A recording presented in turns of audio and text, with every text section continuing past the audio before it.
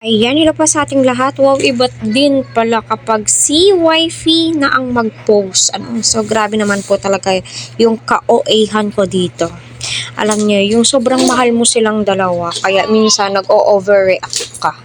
Lalong-lalo na ako, minsan sinasabihan ako ng Mr. ko, ay naku, napaka-OA mo. Pero hindi po talaga nila, or hindi po niya talaga ramdam na grabe yung paghanga mo sa dalawang to. 'Di ba yung ganon? 'Di ba may mga, minsan yung mga video nila na kinikilig ka, yung tila napapahiyaw ka, tapos sasabihin ng Mr. mo, bakit ano nangyari sa'yo? Yung ganon, tipong ganon.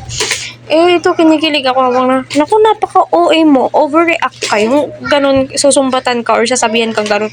Hindi kasi nila ramdam yung feelings na ganun, 'di ba? Kumbaga hindi po nila relate.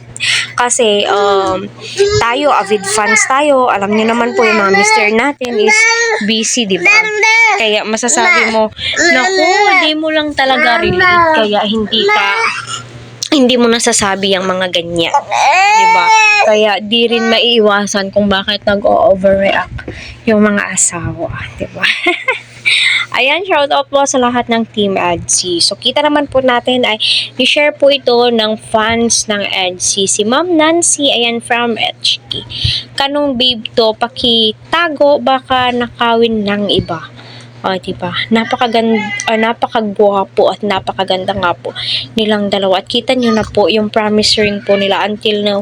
Masasabi mong suot na suot po nila. At ganun po nila pinapahalagahan yung isa't isa. So, magpapaagaw ka ba? Sabing ganun. Ay, naku. Tinatanungan na si Eds kung magpapaagaw nga ba si Eds sa iba. So, for sure, hindi.